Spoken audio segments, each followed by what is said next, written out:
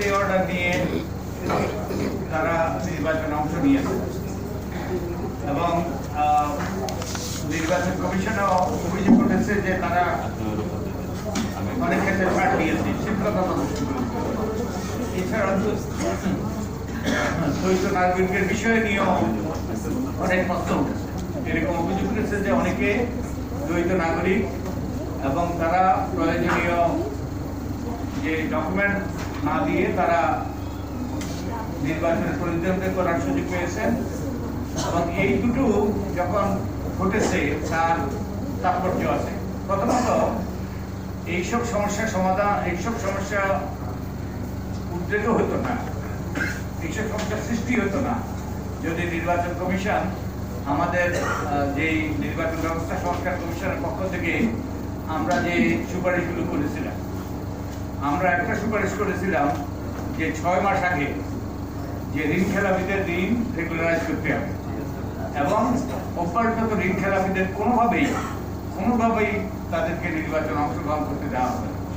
নির্বাচন কমিশন যদি এটা গ্রহণ করতো তাহলে কিন্তু ঋণ খেলাপি মানে কি, যারা অভ্যাসগত ঋণ খেলাপি তারা হলে মানুষের পকেট কেটেছে, তাদেরকে আমাদের আইন ভঙ্গকারীদের কিংবা যারা মানুষের পকেট কেটেছে তাদেরকে আমাদের যে আইন প্রণেতা হিসাবে নির্বাচিত হওয়ার সুযোগ থেকে বঞ্চিত করা যেত।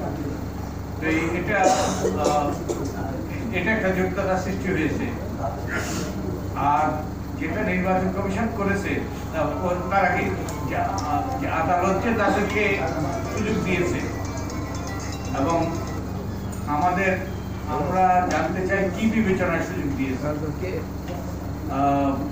যে সুস্পষ্টভাবে আদালতের রায় আছে মনোনয়নের ক্ষেত্রে নির্বাচন কমিশনেরই সিদ্ধান্ত চূড়ান্ত, যে প্রথমত রিটার্নিং অফিসাররা মনোনয়নপত্র বাছাই করবে, তারা চূড়ান্ত প্রার্থীর সিদ্ধান্ত, তারা কাদের মনোনয়নপত্র বৈধ অবৈধ এটা নির্ধারণ করবে, তারপরে আপিল করার সুযোগ পাবে এবং নির্বাচন কমিশন সিদ্ধান্ত নেবে এবং নির্বাচন কমিশনের এই সিদ্ধান্তই কিন্তু চূড়ান্ত হওয়ার কথা। আদালত শুধুমাত্র দুটো ক্ষেত্রে আমাদের উচ্চ আদালতের রায় আছে, আদালত শুধু দুটো ক্ষেত্রে, একটা হলো কোরাম নন জুডিস এবং ম্যালিস ইন ল, অর্থাৎ নির্বাচন কমিশনের এখতিয়ার বহির্ভূত এবং বেআইনি সিদ্ধান্তের ক্ষেত্রে শুধুমাত্র আদালত ইন্টারফেয়ার করবে। কিন্তু আমাদের আদালত 2018-তে ব্যাপকভাবে ইন্টারফেয়ার করেছে এবং শেষ দিনও মনোনয়ন বৈধ করেছে, অবৈধ করেছে। তো এবার আমরা জানি না, এবং আপনাদের জন্য খতিয়ে দেখার এটা একটা সম্ভাব্য ইস্যু, যেটা আপনারা খতিয়ে দেখতে পারেন এবং আদালত তার এখতিয়ার বহির্ভূতভাবে এই যে malice in law and coram non judice এইগুলোর বাইরে আদালত হস্তক্ষেপ করেছে কিনা। আমি আদালত অবমাননা করতে চাই না, কিন্তু আমাদের নাগরিক হিসেবে আমাদের অধিকার আছে, আমরা প্রস্তুত না, আমরা আদালত অবমাননা করবো না, আমাদের প্রস্তুত করার অধিকার আছে। আমাদের এই আদালতের হস্তক্ষেপের ফলে আমরা জানতে চাই যে যারা নির্বাচনে অযোগ্য, যাদের অযোগ্য হওয়ার কথা ছিল তারা নির্বাচনে অংশগ্রহণ করতে পেরেছে কিনা, বলে তাহলে কি হয়। আদালতে আরো রায় আছে যে নির্বাচনটা সুষ্ঠু, নিরপেক্ষ এবং জাস্ট এন্ড ফেয়ার হইতে হবে, ফেয়ার এবং জাস্ট। তো যারা সম্ভাব্য নির্বাচনে অংশগ্রহণ করতে অযোগ্য, তারা যদি নির্বাচনে অংশগ্রহণ করে তাহলে নির্বাচনী ফলাফলের সমীকরণটাই বদলে যায়। তাদের অনেকে হয়তো জয়ী হয়, আবার যাদের জয়ী হওয়ার কথা তারা পরাজিত হয়। তো এই নির্বাচনটা সুষ্ঠু হয়েছে কিনা, জাস্ট হয়েছে কিনা, এটা নিয়ে আদালত প্রশ্ন করেছে। এটা নিয়ে আপনাদের প্রশ্ন করার সুযোগ এসেছে যে কয়েকজন তো রেজাল্ট স্থগিত করেছে, তারা 2 জনের, এবং অন্যরাও যদি হয়তো আদালতে মামলা হবে, ইলেকশন পিটিশন হবে, ট্রাইব্যুনালে যাবে এবং এরপরে যদি তারা অযোগ্য বুঝতে হয় তাহলে নির্বাচনের সমীকরণটাই বলতে গিয়েছে এবং নির্বাচন কমিশন এর ব্যাপারে তাদের একটা দায়িত্ব ছিল। নির্বাচন কমিশন যখন এরকম প্রশ্ন উঠে তখন নির্বাচন কমিশন তদন্ত করতে পারে, তদন্ত করে এই ফলাফল বাতিলও করতে পারে, আবার নতুন নির্বাচনের তারা নির্দেশও দিতে পারে। একটা বিখ্যাত মামলা আছে, আমি আগেও বলেছি, নূর হোসেন বনাম বাংলাদেশ।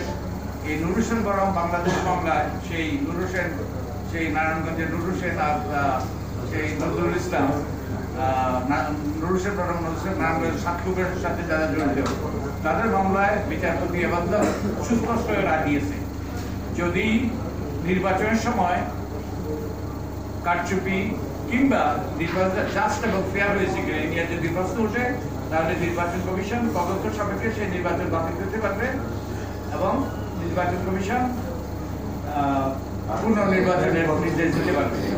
তো এবার এই প্রশ্নগুলো উঠেছে, আপনারা তুলেছেন, আমরাও তুলেছি, কিন্তু নির্বাচন কমিশন তদন্ত করে নাই।